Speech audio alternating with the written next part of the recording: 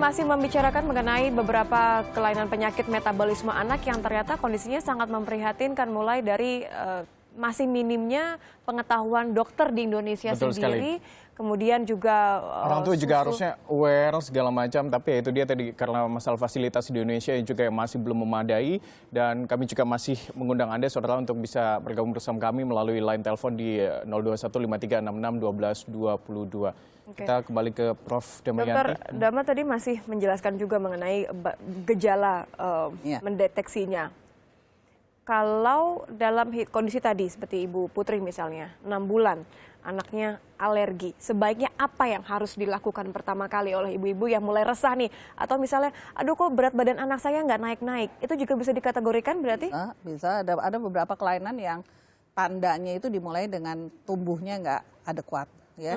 Jadi misalnya udah 10 bulan kok beratnya cuma 5 kilo gitu. Nah itu juga harus harus mulai khawatir.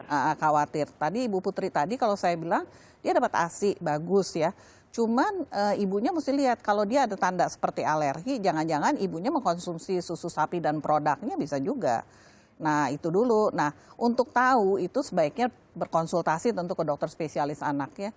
Karena kita di Ikatan Dokter Anak Indonesia, kita sudah ada buku panduan untuk semua dokter anak tahu bagaimana mendeteksi penyakit-penyakit yang seperti alergi susu sapi misalnya. Ya. Tapi meskipun bisa dideteksi gejala-gejalanya, tapi tidak bisa, kalau untuk kasus ini itu tidak bisa dari awal sekali kita deteksi berarti ya dok ya? Awal sekali yang dimaksud awal gimana? Maksudnya dari screening dari dokter-dokter yang sudah mengetahui dari genetiknya segala macam, prediksi pun? Anak yang kecuali kalau ada riwayat saudaranya, misalnya riwayat kakaknya, ada pasien saya misalnya 5 kakaknya nggak ada. Nah kita udah mulai hati-hati nih, apa ini kan? Jadi kita aware, tapi kita nggak tahu karena kita harus melakukan screening. Jadi kalau kita tidak tahu bayi yang pertama, tentu kan harus di screen. Nah satu-satunya screening itu yang diperiksa adalah darah. Ya darah diambil dari darah kapiler, diambil terus dikeringkan terus dikirim ke lab, nanti baru kelihatan. Baik. Nah itu kita tidak punya di Indonesia. Kenapa? Karena kita nggak punya laboratoriumnya. Itu yang kita masih belum punya fasilitasnya ya. Kita terima dulu penelpon Dr. Dama, nampaknya memang masih begitu banyak ini responnya. Ada Mbak Wahyu, selamat siang. Selamat siang. Selamat siang. Ini mau tanya. Langsung saja. Halo? Iya, langsung saja. Ya, saya mau tanya.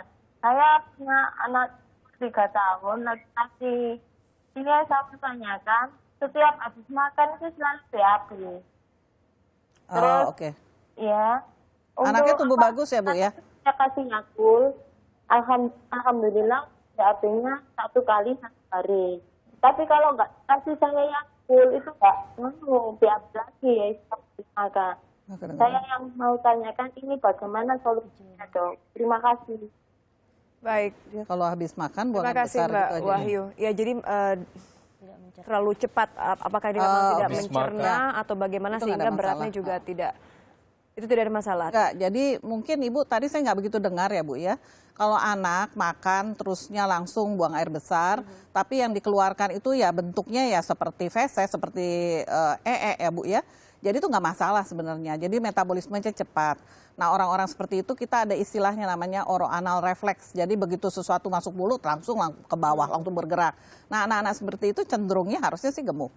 Kenapa? Karena metabolismenya cepat. Ya. Malah dalam kategori artinya kondisinya baik begitu. Bagus. Bukan ya. menjadi suatu masalah. Enggak, itu hanya suatu varian aja. Selama memang fesesnya dalam kondisi yang Ya, baik betul. begitu ya. Harus dikhawatirkan jika Kalau memang makan gado-gado keluarnya gado-gado lagi, nah itu baru masalah. artinya tidak tercerna Oke. begitu ya. Kita masih ada penelpon lagi. Ada Pak Muhammad, selamat siang Pak Muhammad. Pak Muhammad, Halo. Selamat siang. siang, silakan Pak. Ya. Ini Bu, Pak, saya mau tanya. Ini anak saya umur 6 bulan. Pak Muhammad mungkin bisa dikecilkan sedikit suara televisinya Pak, supaya tidak bergaung. Iya. Halo? Ya, Pak, silakan Pak Muhammad. Ini kan saya punya anak umur 6 bulan. ya. Dia tuh setiap ASI, dia selalu cuek begini terus. Menolak Muntah, maksudnya? muntah begitu ya. Itu gejalanya kenapa ya dok ya? Oke, baik. Tidak muntah, cuma karena mengeluarkan uap begitu aja. Oke, jadi selama 6 bulan ketika diberikan ASI selalu muntah begitu, Pak Muhammad? Iya. Oke, ada konsumsi susu dalam bentuk lain, susu sapi misalnya? Tidak ada. Tidak ada. Jadi hanya Dari ASI. ASI, kemudian si bayi menolak, Oke, kemudian memuntahkannya. Baik, terima kasih. Ini sudah bisa dikategorikan sebagai Anaknya 6 kelainan bulan. metabolisme. Anaknya 6 bulan.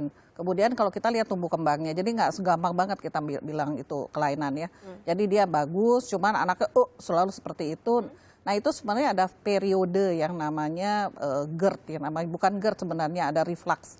Reflux itu bisa harusnya 3 bulan sudah hilang ya, tapi ada reflux yang lebih panjang lagi. Nah itu kita mesti hati-hati. Jadi sebenarnya harus dikonfirmasi lagi ke dokter. Harus dicek kita lagi. nanti ditanya lagi lebih detail seperti apa sih yang disebut orang tuanya tadi, mualnya bayi Muntahnya, tadi. reaksi penolakan tadi begitu ya. Itu salah satu. Karena kadang-kadang ya ada yang sederhana. Anak itu kalau di setiap kali dikasih dikasih dikasih ASI sama ibunya, dia selalu seperti itu dulu gitu. Ternyata ada satu pasien saya yang saya baru tahu juga, ini aneh banget. Ternyata ibunya bau badan. Oh Jadi ya. memang harus Oke. ditelaah, diperiksa lebih Jadi lanjut. telah makanya itu hal yang Oke. sederhana ya. Kenyamanan ya ternyata Kenyamanan ya. juga nggak menjadi nyaman. faktor. Jadi hal yang seperti itu contohnya, baru sampai yang ringan yang harusnya nggak ada bahaya, tapi memang ada bahaya, oleh sebab itu mesti ke dokter. Oke. Jadi intinya jangan terlalu cepat khawatir, tapi kalau ada sesuatu yang membuat tidak nyaman, dicek Harus dicek kembali. dicek kepada orang yang memang punya kompetensi untuk Oke. itu. gitu. Dokter Dama, Ya. kalau dalam kondisi seperti anaknya Ibu Iin, kemudian Mas Rohim, seberapa besar atau seberapa cepat resiko kematian ini membayangi kondisi anak? Kalau tidak ketahuan, itu kan anaknya hari keempat, hari kelima itu udah koma. Kalau koma terusnya kita tidak tahu, terus anak nggak sadar, terus langsung biasanya dikasih makanan dari infus. Nah dia nggak tahu makanan infusnya dikasih protein, ya makin nggak karuan kan. Berarti bisa dalam beberapa hari aja sudah bisa Nutrisinya juga berarti nggak ada. betul-betul harus dijaga seperti itu Mbak Ina dan juga Mas Rohim. Kalau dilihat di depan ini juga ada, ini adalah protein yang diberikan khusus untuk sang buah hati. Iya. Ini yang masih sulit didapatkan di Sulit Indonesia, didapatkan, ya? tidak didapatkan di Indonesia, biayanya pun nggak sedikit ya berarti. Biayanya mahal juga. Berarti sejauh ini mendapatkan dari luar negeri, dari Amerika Serikat harus melalui bea cukai dan begitu banyak lapisan-lapisan dengan harga yang tidak murah juga ya. Sejauh ini masih saling membantu artinya sesama orang Berapa tua. coba dikasih tahu harga? Kemana harus kalau ada orang tua yang juga ingin mencari susu yang sama, atau kemana harus bergabung bersama teman-teman berarti? Mungkin Ada nomor kontak yang bisa dihubungi? kontak ke Dokter Dama atau Ya. Ini mesti saya harus terangkan, susu ini adalah susu yang tidak bisa dipakai untuk bayi normal. Jadi susu ini harus diresepkan oleh dokter yang mengerti diagnosisnya dulu. Oke. Jadi ini sesudah itu nanti kita yang membuat surat ke perusahaan tersebut untuk saya punya pasien begini, komunikasi dulu nih pakai lewat email dan sebagainya. Saya punya pasien seperti ini, nanti mereka akan drop melalui distributornya di Indonesia. Jadi tidak mudah, dan itu pun karena tidak ada di listnya Badan POM, jadi kita harus membuat special access dulu. Special access, bikin surat ini, surat itu. Nah sekarang sih dengan beberapa kasus, jadi sekarang lebih mudah Sudah karena mulai Badan lebih POM sudah banyak. terbiasa dengan cara ini. Nah ini bisa masuk. Tetapi yang suplemen 2 ini, Yang mana? Ini ini dan yang ini? 2. Bukan, Nah ini. suplemen Ini dua ini ini. ya, ini Kalau jadi sama Valen. ini kan penyakitnya putrinya Pak Rohim itu adalah MSUD, Maple Syrup Urine Disease namanya. Jadi dia tidak bisa memetabolisme asam amino, leucin, isoleucin sama valin. Maka yang membutuhkan ini Nah, ya. yang untuk semua susunya ini dia tidak mengandung ketiga asam amino. Oke. 0. Tetapi kalau dia tidak valin sama isoleusinnya tidak ditingkatkan, maka timbul kelainan defisiensi. Oke. Nah, oleh sebab itu kita mesti dikira-kira. Nah, kalau waktu saya kerja di Belanda dulu, dikira-kira itu ada laboratorium yang menemani saya. Kalau di Nah, sini di tidak sini ada. saya harus melihat anaknya. Wah, ini gejala ini. Oke. Hitung. Jadi Oke.